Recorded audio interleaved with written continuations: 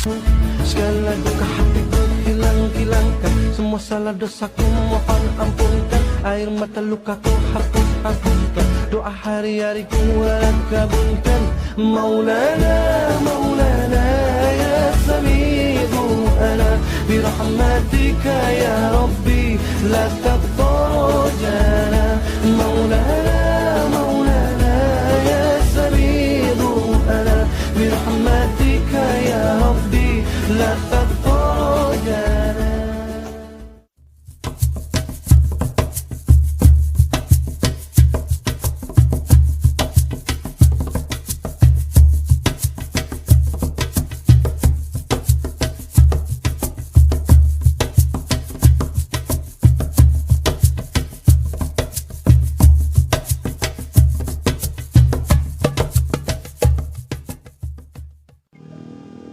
Assalamualaikum warahmatullahi wabarakatuh.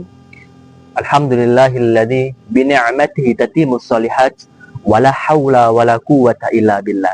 Asyhadu an la ilaha illallah wa asyhadu anna Muhammadan abduhu wa rasuluh la nabiyya ba'da.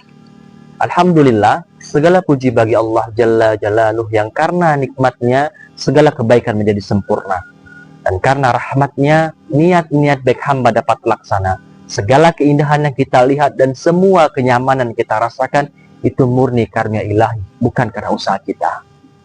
Salawat dan salam mari kita haturkan kepada Nabi besar kita Muhammad Sallallahu Alaihi Wasallam, yang mana telah membawa kita dari zaman jahiliyah sampai saat ini kita merasakan manisnya Islam. Sahabat ACR yang insya Allah dirahmati Allah Subhanahu Wa Taala, alhamdulillah kita masih bisa berjumpa dengan bulan yang mulia, yaitu bulan suci Ramadan, yang mana di dalamnya penuh dengan keberkahan. Izinkanlah saya menyampaikan kultum, yaitu berjudul tentang syarat diterimanya ibadah. Sahabat ACR semuanya, tahukah kita apakah makna ibadah? Atau jangan-jangan kita tidak tahu apa itu makna ibadah? Ataukah kita hanya mengerjakan kewajiban kita saja selaku umat Islam, tapi tidak tahu makna dari ibadah? Kita sholat, tapi tidak tahu makna sholat. Kita puasa, tapi tidak tahu makna puasa. Allah Ta'ala berfirman, "Wa ma khalaqtul jinna wal insa illa liya'budun." Tidaklah aku ciptakan jin dan manusia kecuali untuk beribadah kepadaku. Jadi, sahabat ACR semuanya, kita diciptakan oleh Allah Subhanahu wa Ta'ala di dunia ini adalah untuk melakukan ibadah kepada Allah Subhanahu wa Ta'ala. Jangan sampai kita diciptakan oleh Allah di dunia ini tapi tidak tahu makna kita diciptakan ini. Ataukah kita hanya bersenang-senang di dunia, hura-hura di dunia, tapi itu salah semuanya. Yang jelas adalah kita diciptakan Allah Subhanahu wa Ta'ala untuk beribadah kepadanya. Agar ibadah kita diterima Allah Subhanahu wa Ta'ala, yang perlu kita perhatikan yaitu yang pertama adalah ikhlas. Ikhlas dalam beribadah. Jangan sampai kita beribadah tidak menghadirkan ikhlas dalam hati kita.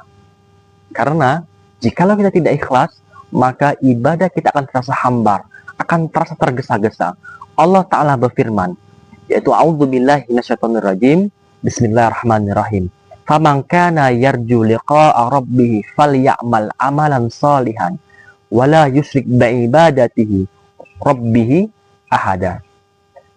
Yang artinya, barang siapa yang mengharapkan perjumpaan dengan Tuhannya, maka kerjakanlah amal soleh dan janganlah menyekutukan Tuhannya. Quran Surah Al-Kahfi ayat 10. Jadi jelas, kita beribadah tujuannya hanya kepada Allah Subhanahu wa Ta'ala, mengharapkan wajah Allah Subhanahu wa Ta'ala, dan hanya Allah lah yang akan membalas ibadah kita, bukan yang lain. Misalkan kita beribadah untuk dipuji orang, beribadah supaya dikatakan kita soleh, na'udzubillahi min dzalik. Ini terjerumus kepada syirik kecil atau disebut riya.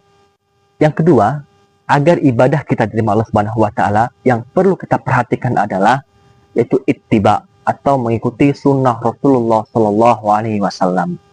Dalam hadis Ummu Aisyah radhiyallahu anha, bahwasanya Rasulullah Sallallahu Alaihi Wasallam bersabda, "Man ahdatsa fi amrina hadza ma laisa minhu fahuwa raddun. Barang siapa membuat perkara baru dalam agama ini yang tidak ada dalilnya atau tidak ada petunjuknya, maka akan tertolak.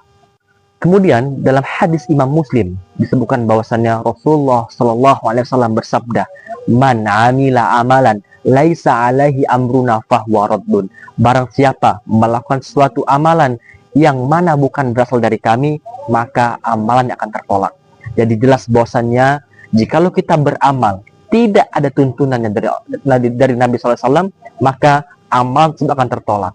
Jadi percuma saja kita berletih-letih dalam beramal, tapi yang kita lakukan tidak ada dalilnya. Jadi yang kita dapat adalah capeknya saja, bukan pahalanya. Kemudian sebab-sebab munculnya amalan tanpa tuntunan. Yang pertama, tidak memahami dalil dengan benar. Yang kedua, tidak mengetahui tujuan syariat. Yang ketiga, menganggap suatu amalan itu baik dengan akalnya semata. Kemudian yang keempat, berbicara tentang agama tanpa adanya ilmu dan dalil. Yang kelima, yaitu adalah tidak mengetahui mana hadis yang sahih dan mana hadis yang dhaif. Dan yang terakhir adalah wulu atau terlalu berlebih-lebihan terhadap seseorang, yang mana apabila seorang itu berkata baik, maka akan diikuti tanpa mengikuti tujuan atau mengikuti sunnah Rasulullah SAW.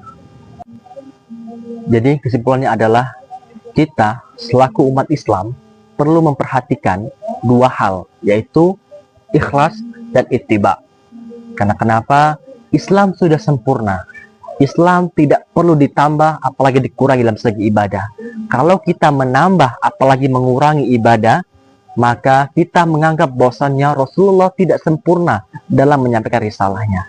Jadi cukuplah kita copy paste saja yang sudah Rasul ajarkan. Sekian dari saya. Akhirul kalam, semoga bermanfaat untuk kita semua. Saya akhiri. Wassalamualaikum warahmatullahi wabarakatuh.